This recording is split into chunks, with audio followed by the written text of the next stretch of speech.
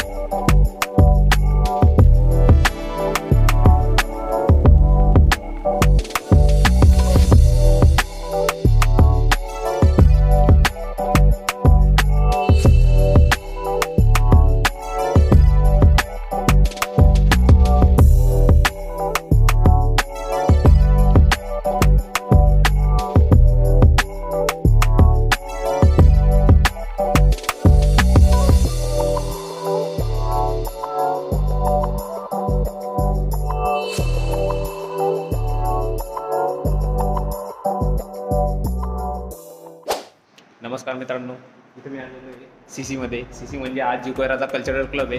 हे बघा, सीसी सध्या जरा कामाच्या यामुळे जरा खराब झालेली आहे, परंतु जसं काम होईल तसं ते आवरलं नाही। तर सगळ्यात पहिले आपण इथं संवाद साधूया आपल्या मित्राशी, जो की माझाच क्लासमेट आहे, हर्षल बर्डे। तो सगळ्या आर्ट टीमचं हे बघतोय। सध्या आता शिवजयंती असल्यामुळे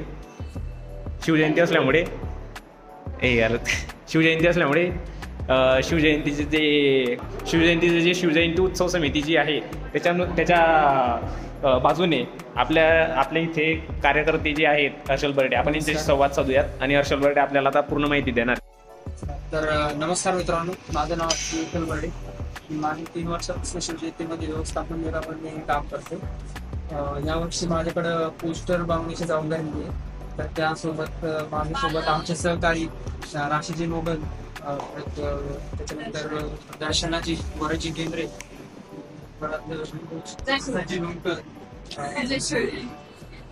असं खूप सारे सहकारी आहेत माझ्यासोबत। तर तुम्ही बघू शकता इथं खाली जे हे मावळ्याचे पोस्टर्स आहेत।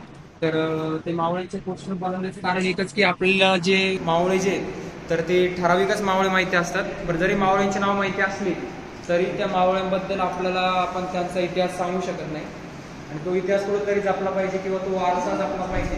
तर त्यामुळं आम्ही हे पोस्टर बनवण्याचं हे एक साधन शोधलं। त्यानंतर तुम्ही इकडे तुमच्या मागं बघू शकता भोसले घराण्याची जी वंशज आहे ती पण सगळी आहे।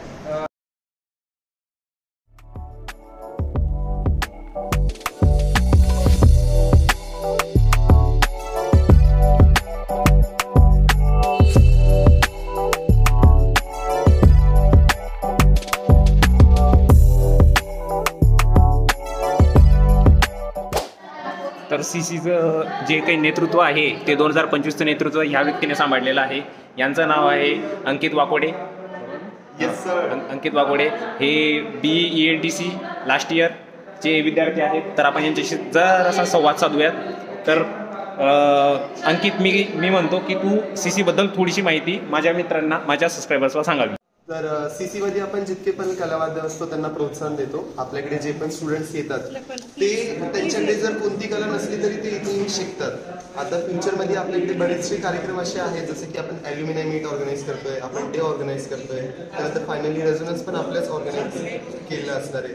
सो हे सगळ्यांनी खूप चांगले मेमरीज बनतात आणि त्यांची बॉन्डिंग खूप चांगली होते। सो जितके पण लोक बघतायत आणि इन्स्पायर होत आहेत त्यांना मी असंच निवेदन करेन की तुम्ही पण या, जॉईन करा, आपण सगळे इथे सोबत एन्जॉय करू आणि मेमरीज बनवू। थँक्यू। मित्रांनो, आपण इथं बघितलं की cultural club of the government college of engineering and research sorry हे कशा पद्धतीने आजूबाजूचे महोत्सवमध्ये कसा हातभार घालतं, जसे की शिवजयंती उत्सव समिती जी असेल त्याच्यासोबत कार्यरत करून कशा पद्धतीने आपला इतिहास जपण्याचं काम करते हे आपण आता सगळ्यांनी बघितलेलंच आहे.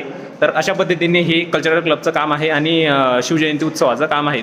तर हे जे इथले विद्यार्थी आहेत हे पूर्ण आपलं सहकार्य, पूर्ण आपली कला जीवाला लावून ते काम करत असतात. तर कॅमेरामॅन वीरेंद्र सोबत मी वीरेंद्र पाटील आणि हे सगळे माझे त्रिमूर्ती कन्स्ट्रक्शनने त्यांना स्पॉन्सर केले. त्रिमूर्ती कन्स्ट्रक्शनचं लवकरात लवकर इंस्टाग्राम अकाउंट येणार आहे. त्याचे CEO ह्या आहेत ऐश्वर्याजी अडसरे. हे CFO आहेत आणि मी ज्युनियर रिसेप्शनिस्ट आहे. तर भेटूयात लवकरच. आणि मी कल्चरल क्लबचा माहिती देणारा जो व्हिडिओ होता तो पण मी लवकरच अपलोड करत आहे. धन्यवाद. हे झाल्यानंतर मी निघालो माझ्या घरी. हा प्रवास माझा खूप खडतर आणि त्रासदायक ठरला, कारण मला जी बस पकडायची होती म्हणजे की पुणे अंमळनेर, जी की 8:30 वाजता असते, ती बसच आली नाही. म्हणून मला टप्प्याटप्प्याने घरी जावे लागले. टप्प्याटप्प्याने म्हणजे मंचर ते संगमनेर, संगमनेरपासून कोपरगाव, कोपरगावपासून धुळे, धुळ्यापासून अंमळनेर, अंमळनेरपासून घरी. तर हा असा प्रवास. या प्रवासात मजा तर आली, कारण लोकांच्या आयुष्यात काय चालू आहे हे एसटीच्याच प्रवासात बघायला भेटले. बस आमची पुढे थांबली ती फाउंटेन हॉटेलला. तिथला हा व्ह्यू.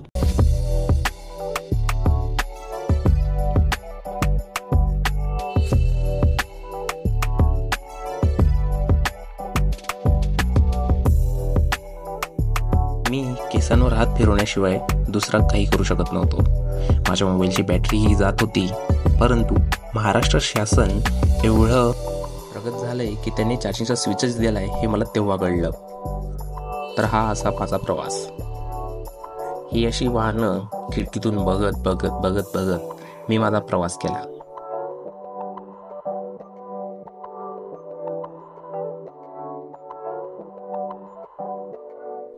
असं करत करत शेवटी मी पोहोचलो धुळ्याला, तेही रात्री 8 वाजता.